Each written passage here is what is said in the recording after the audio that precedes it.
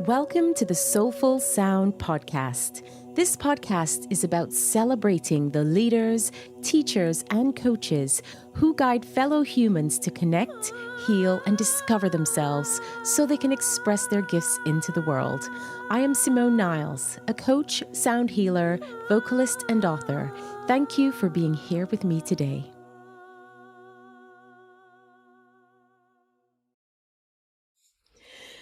Always excited to jump on and welcome everyone to the Soulfull Sound Podcast. I am joined by the beautiful Natalie Munk, the founder of Kaylo, who is on a mission to be a catalyst for change, opening hearts and minds through integration of modern science, ancient wisdom, and natural medicine centered around consciousness, love, and creativity. Yummy, yummy, yummy, yummy. Now I have to say this one is super close to my heart because I have the honor of collaborating with Kaylo from time to time and to celebrate this much needed vision. Welcome, welcome, Natalie. Thank you, Simone. Thank you for having me. Such a pleasure. Such a pleasure. So now, of course, I know all about Kaylo, but I realized when you said, yes, I'd love to be on the podcast, that I don't really know as much about you and the vision behind it and everything as I'd like to. So what I want to know first and foremost is, how did you get here today? What was your journey to become the founder of Kaylo? Tell me a bit about that story. Thank you. Well, it's a life journey. It was a life journey. I think Kaylo, I've had many, many lives, but Kaylo really started when I was in my 20s and I got sort of Epstein-Barr and they think Lyme's, and I was in bed for 2 years and I couldn't move. And then it's been a 20-year journey of sort of a chronic autoimmune disorder that's sort of taken slowly one thing at a time and 9 major operations. So I basically have had to go through the health system. And being a gypsy, I've lived in multiple places. And so I got to learn about the medical worlds in Canada and in America and in the UK. And in it, it took a while to figure it out because you're just a patient and you're sick and you're constantly trying to look for answers and you can't find them and you're being ping pong from doctor to doctor and you're trying to put it all together. But I really understood maybe probably about 10 years ago, all of a sudden, maybe even longer now, where there was really big gaps in the medical field and that the medical system doesn't really work for healing a lot of the ailments that we actually all have. A lot of us are suffering from. And so my journey now is I was fortunate and was lucky that I was able to get the medical attention I needed when I needed it. I was able to see top doctors, and I was also a natural seeker. So I was naturally interested in being able to try and figure out what was going on and why was I so sick and why did I keep landing myself in bed or in the hospital. And so I want to fast track this because it took me 20 plus years and a lot of resources, and I learned a huge amount. Wow, that is an incredible story. Thank you for being so open about it. I think talking about illness and struggle and suffering in those ways is not really easy. And obviously you're here coming through that long journey. I want to ask you just one small question based on what you were saying, being in the health system, many different countries. What do you think was missing? Because there was something, you said, what do you think was missing there for you? Well, I was looked after physically when my body broke and all of those things. But I think when you're dealing with an autoimmune or you're dealing with something, now I know a lot more. At the time, I was missing the soul bit. I was missing the connection. I didn't feel like a human in the system at all. I felt like a number. I felt like I put on my new hospital coat and I was thrown around. And so you end up feeling very disconnected, not only from yourself because you're sick, but then also disconnected from everything else and having to manage so many different doctors and all that. But I would say the ultimate thing was that every time I stepped into the natural medicine side of things, all of a sudden my health actually really improved. And I was But what was wild was, for whatever reason, every time I moved to a new country, the first person you could find, and I get a major health episode, you go straight to the GP or the hospital or whatnot. And I didn't have those resources. So I go back into the medical system. And then I was pumped with a lot of medication. I was pumped with so many medications. And then with all the operations. And unfortunately, the medications just kept on making me sicker. Again, then in another country, I would go into the natural world scene eventually. So I don't know why. It always took me a little bit longer than it did to go into the medical system. And then when I went to the natural, all of a sudden, it was a longer process, but I actually was able to achieve true health. And then seeing this pattern reoccur 3 times, all of a sudden, and then I actually went to a natural hospital in Switzerland. And I spent 3 weeks there because I was so at my wit's end. And I had 3 kids and I was trying to work and I was trying to hold a family and the whole thing. And I just didn't understand. And I knew so much about health, but I didn't understand why. So, but I went to this naturopathic hospital, which was phenomenal. And something clicked and I decided that I needed to turn from being a patient into being a student. And I really had to be a student because I really realized that actually none of these people are going to heal me. I have to do the work. Only I know what's wrong with me. And it's only if I actually learn to trust my intuition, am I going to really start figuring out what's going on? What's going on with my stomach when it starts going berserk? What is it? What's my connection to food? What's my connection to my emotional state? What's connection to my heart state? So these were all the aspects the medical system didn't hold. They poo-pooed anytime I went into the natural medical system and the natural world system. And yet I would say once I went to that sort of naturopathic hospital, which was really intense. I mean, I had gum surgery on all 4 of my molars with not one bit of anesthesia, with not one bit of anything. The only thing I was given, not one pain medicine, I was given tea tree oil. Wow. And I had fires sticking out of my mouth. I was crying and I was just like, oh my God, I was in so much pain. But after that, and they were giving me tree barks and all kinds of different things. After that, I have never been so healthy in my life. And I haven't touched I don't touch anything that's pharmaceutical anymore. Do you feel called to use your voice and sound in a healing capacity? Learn how to use your voice therapeutically to facilitate healing and well-being. Whether you want to go deeper in your own healing journey or facilitate others in theirs, this training is for you. This online training runs over 5 weekends and offers theory, practice, resources, and support on your path to becoming a qualified sound healer and for your personal healing journey. No medications, no nothing, natural hair products, natural nail products, natural deodorants, everything. Yes. Yeah. So it's been. That's beautiful. Well, there are 2 beautiful nuggets there. The one that you said, which struck a chord, is you moved from being a patient to becoming a student. And I think often that really comes around to understanding that we are responsible for our own health and well-being, that, we have an innate self-healing system, that even though we can have support on the outside, that is definitely an inward looking and inward journey. And then the second is, you mentioned when you were sick, not only feeling disconnected from everyone outside in the medical system, but also disconnected from yourself. And that for me is really profound as well, because often we don't realize that it's actually coming back to ourselves and reconnecting with ourselves where the healing starts, or definitely part of the healing process. So I just wanted to reflect that back because I think it's beautiful and not something small. So I wanted to reiterate those two points. So I guess the question now for me, based on that amazing story and how you've framed it, is why is the mission of healing so important to you? I think because you reflected something back to me that's so important. Because I have discovered and really understand that actually, I think I very much tend towards the Gabor Mate philosophy and way of thinking, which actually most physical illnesses come from an emotional situation known as trauma, whether we want to call it trauma. It doesn't necessarily have to be super traumatic or whatnot, but it is the moment that you separate from your body. So even though I realized later on that, I feel so disconnected to all these people and I'm disconnected from my body, I had separated from my body Mm. way earlier. And that was the problem. And so, and healing is actually reclaiming and owning and loving all the different Mm. parts of yourself. But we don't know that. Yes. And nor it's really tough to do. Like one of the most hardest things to do is actually to love ourselves, to accept Mm. ourselves, to cherish ourselves, and to cherish our difficulties and our imperfections and all of these things.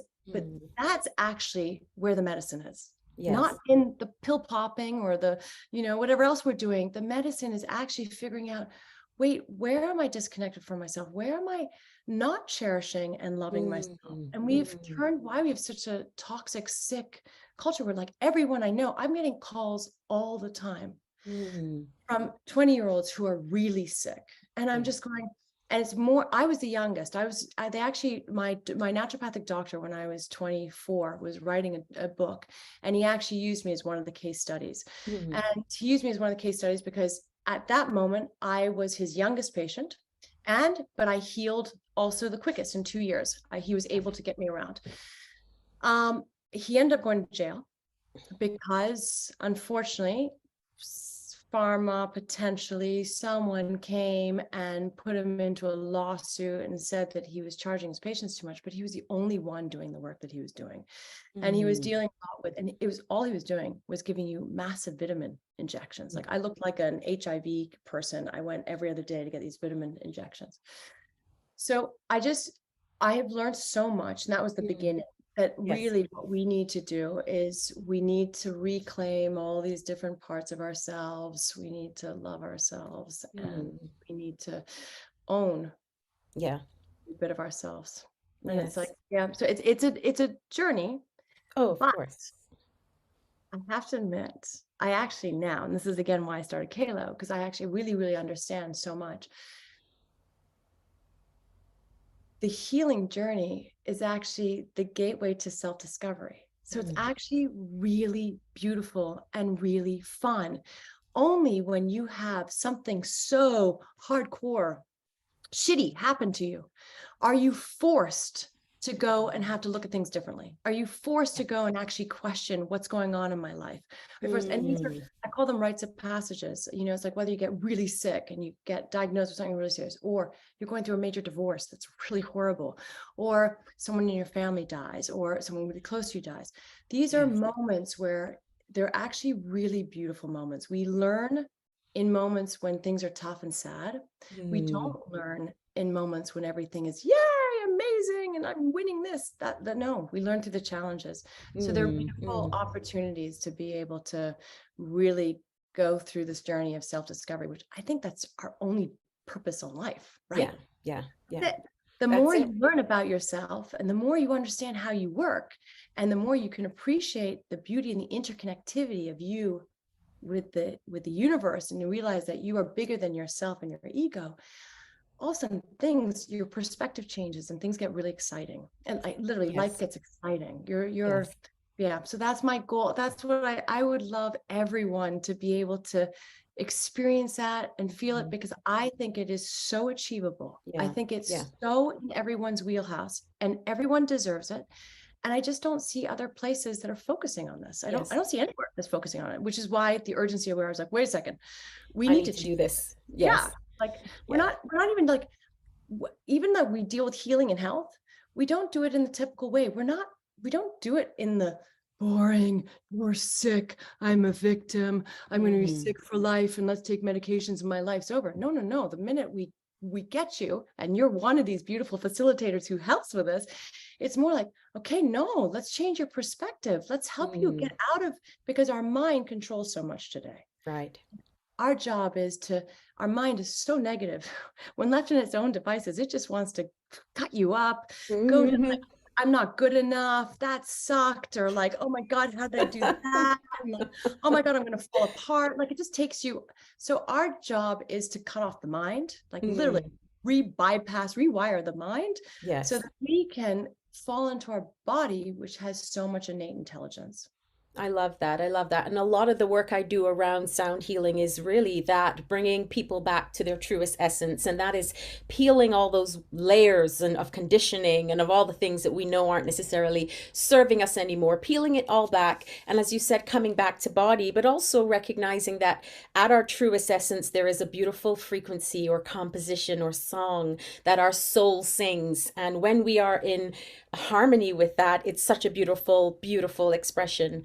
And I'm really listening to you, and I feel I talk about this in my work because I'm very fortunate to have grown up in a family where my mom used to own a bookstore when I was in primary school called Metaphysical Books. So I grew up reading Deepak Chopra, Louise Hay, and things like that after school when I was like 10 and 11. And this whole understanding, as you mentioned, that physical illness is often, as a result of other things, right? It's often that the physical body is the last point of the soul going, hey, I've been trying to get your attention. This is not happening, but you're not hearing me at this level. So let me come manifest into the physical body where you'll wake up and pay attention. And I notice with my kids, my siblings, my parents, the moment any of us is ill, the question is, okay, what's going on within me that's being represented in a physical way? And it's so profound when you think about it from that, with that perspective, I find, because it immediately says, I am responsible for my own well-being, healing, and all of that, which is super important because you mentioned the word victim. And very often, people go into a victim mindset, and there is a difference between a victimization experience and then a victim mindset where we choose to go into poor me, I can't.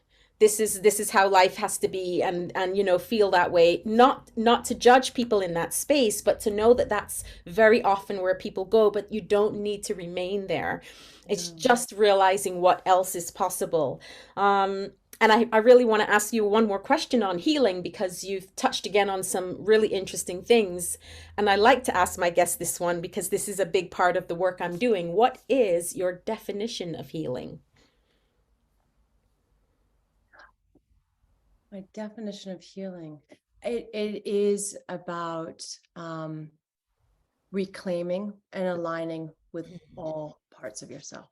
It's really like owning all of it and knowing that the stories, whether you can let them go, and there's all kinds of, you can let them go, but also know that that actually was a magical part of you and it's okay. Like Yes. even the shitty stories, like even the stories that you really probably made you sick in the first place. Yeah. They also gave you the strength. They gave you the grit. They gave you, like, there were so many. I've been able, because I'm in the work that I do, I have been able to really track sort of what happened to me and why I got so sick. And so many times, talking about the victim side, I mean, I was totally for many years in victimhood. 24, I was working really hard. I was flying at my work. I was playing hard. I was having fun. I was a competitive skier. I was just like, I had all these things. And I was living life to the fullest. Then all of a sudden I get slapped down. I'm fully in bed and I'm really struggling, and it keeps going. And then people don't know what you've got. And then it's like this whole thing. But then it lasted for years. I mean, honestly, it lasted for years and it didn't stop. And I just was like, oh my God, when it came to like the fourth operation, the third operation, even the second, the third, the fourth, the fifth operation, I'm literally going, Gosh. to me, like, excuse me, like, what's going on? And I used to be the most physical being. I used to be a competitive skier. And like, why am I falling apart? And I'm not that, like, I also did have still a positive mindset. So I was kind of like, but there was so much junk from my childhood that I had to unpack. And and that was part of it. And there was just a lot I had to learn that I just, so again, just being able to fast track that. So I think it's just being able to bring all of your stuff. And my goal is, like, I really believe it, like, and music is so important to me. So I love your work. And I also love your whole being, as that's why we have you. Kayla, I love you.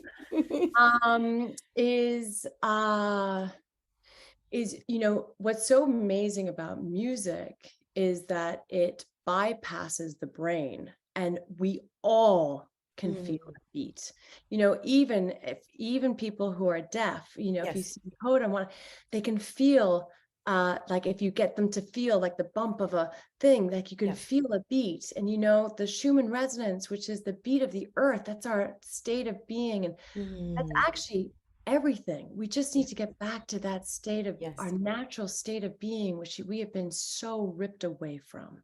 So Mm, a lot of ways, I could also say that healing is about getting back to that, mm, that really that central resonance that yes. the earth holds, where our central nervous system feels safe, where everything can stop being in fight and flight mode, and where we can also just be fully aware and present in our being. Absolutely. And even with sound and beat and resonance, as you say, even when it's not audible to the human ear, there is still vibration and frequency and resonance. So sometimes we think we need to hear something for it to be impactful. And this is often when in sound healing, for example, and this I think goes for music or meditation or any of the things that we do, the importance of silence. So after sounding and you've created all of these amazing frequencies, a lot of the healing and integration actually happens in the silence because the vibration is still doing the work. It's so beautiful, this kind of work. And I would be curious about your sources of inspiration, because obviously you spoke about your personal story and how you went through your own healing journey, and I'm sure continue to do that. But what are some of the sources of inspiration for you? I would say that my number one source of inspiration by far is nature. I honestly don't think I could get anything more. It is divine intelligence. Mm, It's what's created the universe. It's beyond our comprehension, which I love. yes, So yes, it's yes, yes. beyond, we think everything has to be mapped out by science. Who are you kidding? I'm Yeah. sorry. We're not brilliant enough to map out what's going on in the world. And there's really brilliant, intelligent stuff going on beyond us. And then Yes. you've got the universe. And then you also have us, our bodies, we are so capable. If left to its own devices and being given the right tools and the nourishment, the fact that our body can heal itself so well, Yes. phenomenal. Yes. So Yes. nature, and then the other thing about nature is also nature, so not only for its intelligence, but also for I think it's probably its vibration, just going Yes. back to, whenever, if I ever feel out of whack or anything, I started this as a kid. I did not grow up like you did with parents who were into anything spiritual. I didn't even know the word spirituality until I was 22. So I was like completely in the dark about this world. But every time I went into nature, it also saved me. Like I had a lot of difficulties when I was younger. And when I had the difficulties, nature is always accessible to anyone, Yes. whether you're a kid, whether you don't have money, whether you don't have, I mean, the key is just to really go and look for it and Mm, submerge yourself in it and recognize that the wind, the air, the water, the rain, the grass, it's going to hold you, and it mhm. sees you and it loves you for everything that you are. Yes. So that is, I would say that's my primary inspiration. And then Yes. I also believe in, I think the creativity of the human spirit.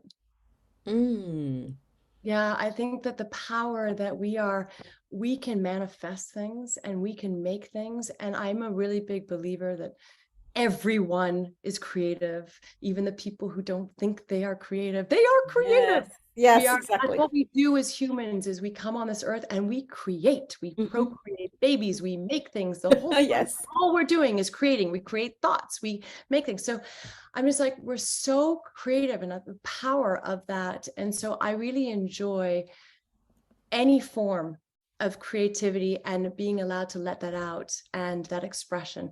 So of course, Mm, I also love the arts and mhm. music and dance and yeah, so human creativity. Those would be my Yeah, I love that. And I completely relate to all of it. And I would go to nature first too. Interestingly, I always say I have this love affair with nature. And choose to go out in all sorts of weather just to be immerse myself in that and take a lot of like forest bathing and just smelling the trees and all of the stuff you're talking about with the elements. My body just lit up with the sensations of what that's like. And I did grow up, and I have very vivid memories of coming home. I speak about this in some of the stories that I tell, but coming home again from primary school and climbing a tree in my garden and lying back and feeling the branch of this tree holding me and singing and seeing above the ground and seeing the wave, hearing the waves in the distance because I wasn't too far from the shore. I mean, incredible. And it became a ritual. I had no idea the profound impact it was having at the time. Now I can reflect and understand how important it was for me to do that. And you mention about not necessarily having these things from your parents or when you were younger. And I obviously am so fortunate to have met your beautiful family. I would wonder, in now as a mother, you're in a state of knowing so much more. What is one thing that you feel you want to kind of really leave or leave a legacy for your children? Like, what is one thing that you want to teach them now that you think, if I had this when I was young, this would have impacted me in this way? What could that be? I'm sure there are many things, but what springs to mind that's of importance to you for your children right now? That they are perfect in the entirety that they are right now. They're Yes. totally perfect. They don't need me to be conditioning them. They don't need me to be molding them.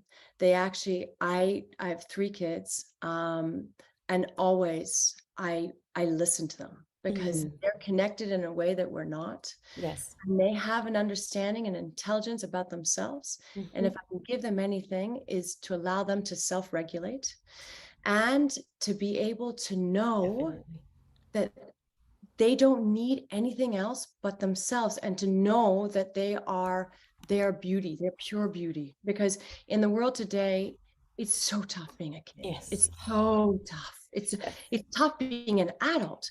So Yes. let alone being a kid, you come in and it's like, all you're doing is getting like, the whole world is about judgment. Everything. There's no acceptance. And then the schooling system or whatever you are, you're never good enough. We're all trying to over condition our kids, over cuddle our kids. Like on every level, we're screwing up our kids. We honestly are. So don't get me going on the subject. I can go, but I trust me, I can too. I get it. I have so much. I actually really believe in them a lot. And I almost believe in them more than sometimes because I think unfortunately, we have trauma, we have old stories, so there's a purity in their spirit and their being that if guided in the right way, they have what they need. We, unfortunately, I feel like got hit down and turned into something that we're not. And so for me, I just don't want to condition my kids too much. Yeah. I mean, it's for me, often the role is unconditioning because in the world when they're not around you, of course, you're constantly fighting that. I mean, I had my youngest son who's now 16, but he was homeschooled for the latter part of education because I realized that his expression and his way of being in the school system was being shut down. And I felt like I was constantly building him back up for it to be pulled away again, building back up. And I have to say, and I've always said this, that teachers are people too, people with issues and traumas and challenges and everything. And while I take my role and responsibility as a teacher myself incredibly important, we have to realize that this is just how the system is. Now you have a choice what you do when they're not in the system, or to take them out of it, and which is what I ended up doing with my youngest, who wasn't thriving in that setting. So I completely agree and relate to that. You are perfect just as you are, with all your imperfections and flaws and all the things that we all have. And I think that is beautiful. Simone, just to go on that, because I think it's actually really quite important. So I also 3 kids. My oldest is severely dyslexic, like I am. Didn't fit in the system. Actually, there was like literally no school for him to go to.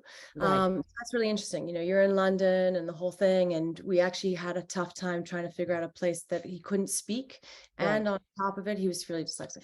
Then my daughter also is missing a chromosome. It's not Down syndrome. It's a very rare syndrome. So I had my 2 first kids had, things where they didn't fit into the mold. Right. And so it meant that I had to really listen to them and follow up. My whole goal was like, okay, so how do I keep them knowing that they're magical? How do I let them lean into what makes them thrive? Because if Yes. I lean into what makes them thrive, they're going to figure it out. Yes. And I'm so proud of my 16-year-old son, who Mm. is like a vegan chef who has already been working in central London in a kitchen. Amazing. And he wants to save the world through his veganism. Okay, so he's not going to be a scholar and an academic, and he's definitely probably not going to go to university. It doesn't matter. But the key is No. look at your kid for everything that they are, because there's so much yumminess and magical in them. Let them be who they are. Don't let them be who Yes. you think they need to be. Yes, yes, yes, yes. That mold that very often we're like, you got to fit this and that. I've been very much the rebel parent and the rebel person in that way too. So I can sense the kindred spirit right here. I'm sure. And talking about connection, because I think connection and intuition are a really big part of the work that you do, the work that we do.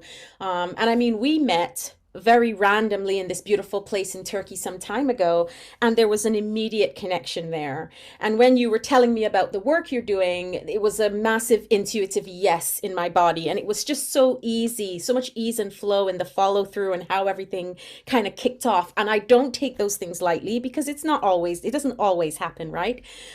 Tell me about what your thoughts are about that, the connection and the intuitive part of the work that we do, because it isn't, you know, as we said, it's not just head stuff, right? We're going into another space, whether it's heart or energy or whatever. Talk to me a bit about connection and intuition. Well, I just want to comment on that's such a beautiful thing that you brought up, Mm, because so it doesn't always happen at all. It's no. discernment, right? It's our ability to be so connected to ourselves that Yes. we are able to know when to trust something. And I am very connected to myself, and Mm, I operate, funny enough, actually through having such a very open heart, mhm. but also being incredibly intuitive. And I don't click with someone that quick because I'm actually really I'm really picky about teachers, because you were talking about teachers before. And I think Yes. that teachers and guides, that I like to call them teachers, guides, I don't like the word guru. Yeah. Teachers and guides have a really phenomenal place in society. And they're the most important people and things that can help us get from A Mm, to B and whatnot. So I personally actually, the way I operate, and there's this thing called human design, which is mhm. quite fun, and you can Yes. just do it for fun. I experiment in all these different things because it's part of my research and it's part of Yes. understanding, and then I basically do it on everyone in my family. Yep. When I'm like questioning, I'm testing it. Is this really accurate? Like, I'm a skeptic at first. You got to prove, and. So I'm like, I do it. And then I'm like, I saw in my human design that literally I operate from my heart and from my intuition. And I Yes. was like, that is so right, Yes. because it is. And I think that comes down to, again, I actually really love, this is a quote that Gabor said in one of his talks. And I don't even think I don't know if he hasn't necessarily written about it, at least I haven't seen it. But when you align with your heart and your gut and your mind, that's when true wisdom comes. Mm, And there's an alignment there. And it allows you then to really operate. Like, I operate from such a place, for me, of mm. knowingness, Yes. from my knowingness. And so, I meditate. So I do all these things. So but so I have a good practice, but I have 3 kids and I work full time, and I don't do it all the time too. So it's like, but Yeah. I know the purity and the brilliance of my knowingness. And so, Mm, which allows me then, when I'm in a situation, to operate very fast and very clear. And I throw seeds. So I threw a mm. seed at you. So I threw a Yes. seed at you. And the question is, are you interested in the seed or not? And if you're Yeah. interested in the seed, fantastic. And then if you're interested in interweaving, fantastic. We have an amazing tree. If you're That's not, it. the seed just gets left and it's totally fine. But I'm Yeah. going to put it out. I love throwing seeds. And Me then, too. and I love seeing what happens and interweaves. And the ones that are the easiest, that are so natural, Mm. are the Yeah. best. Yes.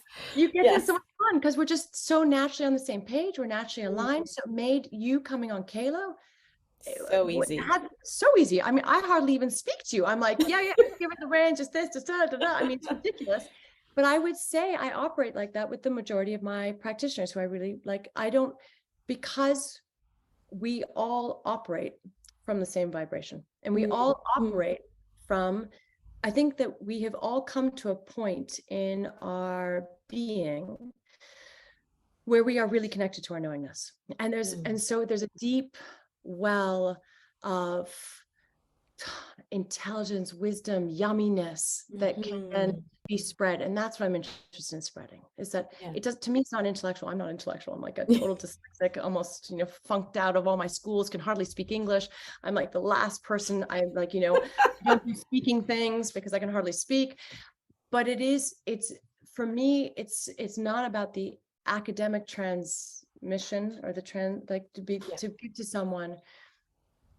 It's about actually the open-heartedness and the wisdom. Yeah.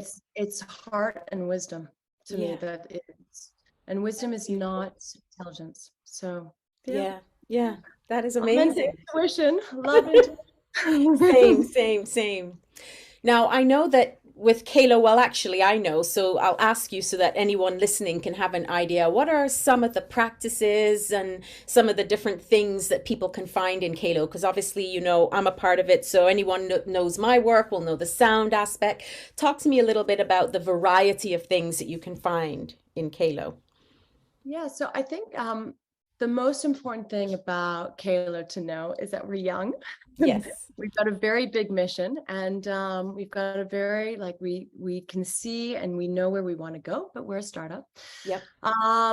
But what we really focus on is we focus on these journeys, which will allow people, because I think one of the biggest struggles today is that so many people really are not happy, and they're struggling to survive, let alone thrive. So our mission is really to try and get you into the place of let's thrive. Oh my God, don't waste time. Even if you're sick, let's thrive in being sick, because if you can thrive, that's going to heal you quicker. Yes. So our job is, the biggest problem today is that there is so much content out in the world. It's really daunting. People don't know who to trust. It's unvetted. There's a lot of charlatans, and the fact you don't actually know where to start. And so what we wanted to do was we wanted to put very focused journeys together towards a specific goal. So it allows us to create, and we're going to end up creating tons of journeys. That's our, that's what we're going to be doing. We're creating tons of journeys, because we create tons of journeys where we bring in the top expert that we think. It doesn't mean the top expert who has the largest following on Instagram. Of course. These are top experts who are really, and I'm not belittling those guys either, because they've totally done. Joe Dispenza is amazing. I'm not belittling, but I'm saying our practitioners are really focused on healing and helping people. So they're not spending their time on social media and getting out in the world at all. They're focused on, they love helping people. So we find the top and the best practitioners or doctors or thought leaders or whatever it is that we think, shamans, medicine women, and we bring whatever we think we need to bring in, and we put it in a proper sequence that we know that we need to put you through to be able to get to sort of one level, and then you can go to another level, and you can go to another level. And it's all towards self-healing, everything, because in the end, that's what I believe in, even though some people get, I don't want to be healed and I don't need to be healed, but we all do. We all have something we need to get out of the right? It's a journey, and there's no destination other than back, as you said, self-discovery here. So just keep discovering. And for me, healing is, let's just get rid of the shit that we don't want anymore in our lives. That's it. Let's get rid of it. So our job is, and all of our practitioners know how to help you to do that. Yes. But they're experts in the various areas. So we have the Kaylo method, and the Kaylo method is a really sort of well understood method of how the human works, to be able to slowly peel the onions and open the heart, so that you can finally be more aligned, and so we can empower you to be more aligned to who you are. So that you don't, because I think in our society, we expect the doctors, I think I said it, we expect the doctors to heal us. It's only through us we have. So it's just about, so we get these tools, and we work through tools, we work through experiences, we do journaling, we do compassion inquiry, we put all the top stuff from literally all over the world, and we bring it together in these beautiful packages. That's amazing. So, Yes. and we mix modalities. Like if you're talking about modalities that we're mixing, we mix everything from, as I say, like, okay, so some of the journeys that we're doing, we have awaken the feminine, right? Mhm. Because right now, actually, there's a lot of women who need help to find their voice, who don't know how to put boundaries and don't even know what their relationship is towards boundaries, Yes. who are dealing with hormone issues. So we have a menopause journey, which is where, that's a major shift in people's lives. And Yes. normally can lead to a lot of depression and confusion, and you feel like you've lost your whole life, and you feel like you should be like, I'm gonna, I'm Yep. useless. No, No. it's one of the most powerful moments in our lives. So let's honor that, and let's Yes. change your thinking around it. But let's also give you the medical understanding, the Yes. scientific understanding. So you understand medically what's happening to your body. Yes. Then you understand how you can properly help it through all these different modalities. And Mm. it's a chance for someone who's very new to this to be able to, one, hear from different gift givers, because Mhm. not everyone clicks to not everyone clicks to the same gift givers. Yes. Some people are more heady and they need the sort of more intellectual, scientific one. Someone needs Sure. the more energetic one. So this gives you a chance to hear from different types of gift givers, Mhm. and then to be able to try things that you would never have thought of trying, Yes. and to hear things that you would never have thought of hearing. And so what's beautiful is literally from step one, I think people get opened up to things that Mhm. they haven't thought about at all. And we keep throwing them gifts, Yes. to help them change their perspective, to help them change the way that they're orbiting around their lives. And Yes. yeah, the other ones that we do is a menopause. We've got a whole new approach to fertility, which I'm really excited about, because fertility, and this is preparing people for IVF or preparing people to have children. But a lot of times today, again, in our society, we have more people struggling to get pregnant Mhm. than any other time. And it's Yeah. because of the amount of stress we're under. So ultimately, actually, Yes. all of these things come from stress, right? Yes. All of our ailments come from stress. Even the judgment that we feel in ourselves causes stress. And so then that starts debilitating. And so whether you're dealing with cancer, or whether you're dealing with finding your feminine self, whether Yes. you're menopause, it's unfortunately, it's all stress. Yeah. So we give you, again, the scientific understanding of how to diffuse the stress, like understand what's Mhm. going on, diffuse the stress, and then to be able to give you really practical tools that Yes. you can take home and do, so that you can just keep debunking that stress every single time you can.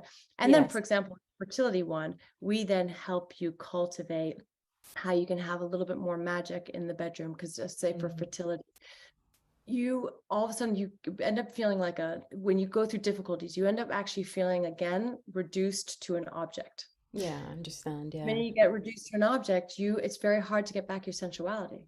But Mhm. what makes you be able to get pregnant is that orgasmic state that Yeah. you get to, which only comes when you can really relax Yes. and you can have fun back in the bedroom. And that seems like such a far off thought, but it's actually, No, it not at is, all. No. it's the essence. You hear it all the time. How many people get pregnant right after they've been trying for many, many years on IVF and the whole thing. And then once they forget about it and they're just living, whoops, I can't believe it, I got pregnant, That's it. Yeah. because Well, I they're in the like the moment. use. I love the use of the word magic there, because for me, often when I am, even in general, but let's say on the Kaylo platform, I really see it as, yes, the support, yes, the knowledge and understanding and the tools, but also just creating a space for magic. And when we create that space for magic, people light up in such a beautiful way. It's such an honor to witness it. And then that is also rippled out and filtered out into their lives in ways that they don't yet necessarily even know.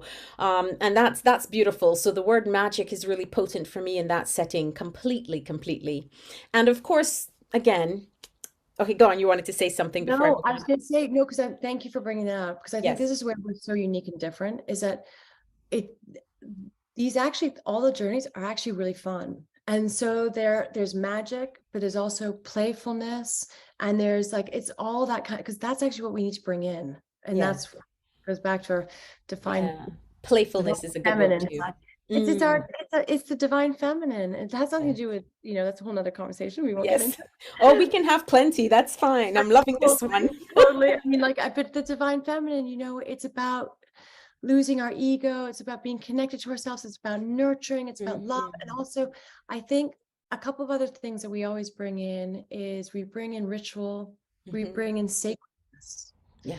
To remember that every moment in our life is actually really sacred. So you could decide I'm just going to drink this kombucha.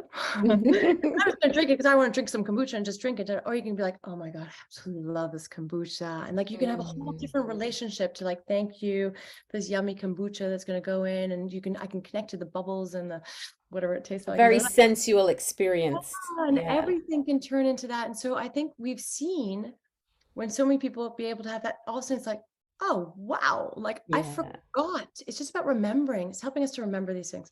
The other big thing that we do is our journeys online are with a community of like-minded seekers who are also there because of a reason, whether it's the menopausal or whether there's going to be a gut brain,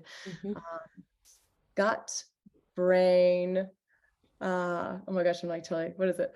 Gut, brain, heart. Thank you. Journey, right? And or there's also, we've got a pleasure and intimacy one, which is excellent because that's actually the base of everything we need. But when we do this, we're doing it with a community of people who are looking for the same things. And people start at the beginning, they're a little bit shy, and some of them try to turn off their cameras and the whole thing. We're actually, if you can, don't turn off your cameras. Because what's so beautiful is you end up creating a community of people where you start realizing that actually we're here to learn from each other because there's so much to share and to learn from each other.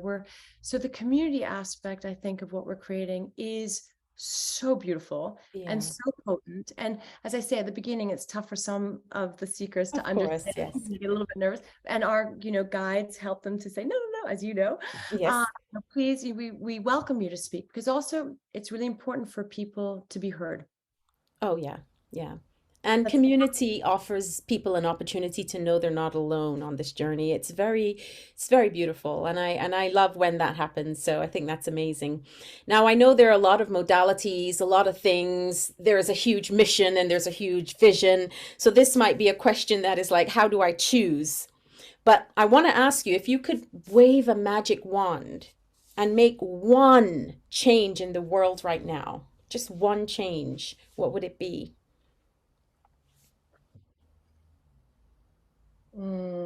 I want to free our souls to dance, because I believe that if we're in alignment, so I do believe in souls. I think that I think that we have gotten so technical with life, and again, that's our connection to nature. And I just think there's something bigger than ourselves inside of ourselves. And I think if we can let go of all of our shit and understand that our challenges are actually there to service us, then I think that, and we can allow our souls to be able to dance in our being, I think that's ultimate freedom. And I think that's where, I mean, I like dancing, and I believe actually everyone should. I love dancing, yes. Again, it's about allowing our bodies to be free. And it's not dancing in I'm so dyslexic, I've never been able to do a dance class. But it's about just being able to feel my body in space with a beat that's beyond me. And so I don't even need music. And it's just about being able to feel and be in one's body in movement. And I just think if our souls could release all the baggage so that it doesn't feel so weighed down, and it feels free to be everything it's supposed to be in its magnificence, that's what I want. So I want people to know that they honestly, truly are phenomenal. Everyone, even the ones who've done wrong, even the beautiful beings who are in prison for life. And I have been to the Angola prison and the whole thing. So I'm like, I've spent time, even these beautiful souls who have gone through so much difficulty, they are beautiful. And they are perfect in their being. They might have done something wrong, but they are that was part of their story. It was part of their journey. And they always have an opportunity to connect with their magnificence and the divine of who they are. So I just want people, and they need help to do it because it's not easy Yes. to do, but I want people to connect to their magnificence because it's inside them. It's All inside right. We're waving that wand right now, totally. connecting with our magnificence. I love that. Natalie, where can people find you, Kaylo, online? They can find us best place, kaylolife.com. Okay, great. And obviously I will be putting all the links and everything to make sure that they can find you in all the best places. And I never like to end these conversations because I feel like I could go on and on and on. But I know that our listeners have so much juiciness and yumminess already coming through.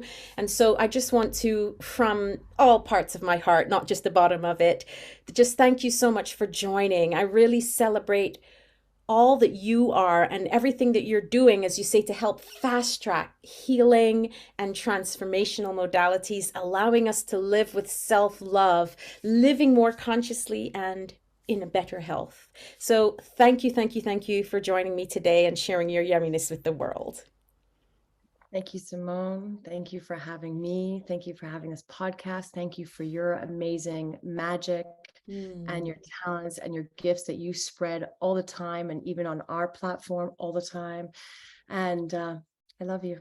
I love you. And I have one final question for you just before we end, and that is, what is your soulful sound to the world? A self prayer or desire that you wish upon the world?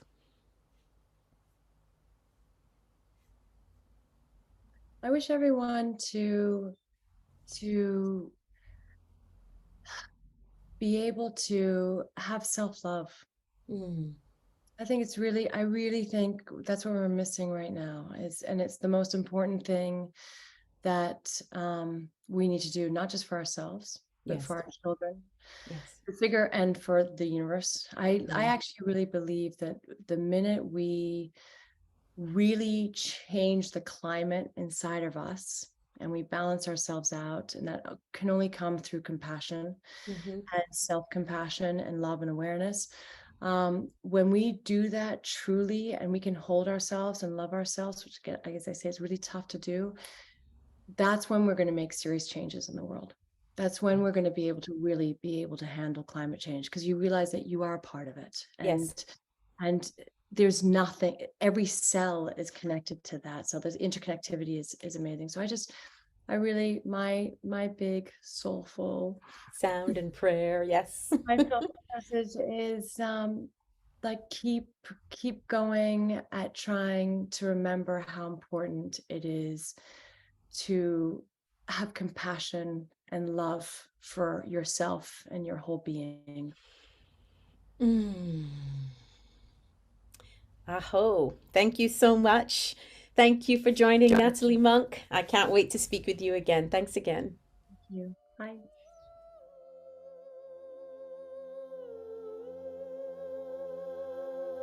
Thanks so much for tuning in. I hope you've enjoyed this episode. Please feel free to share it with your friends and remember to subscribe. From my heart to yours, sending you love, healing, and sound wherever you are.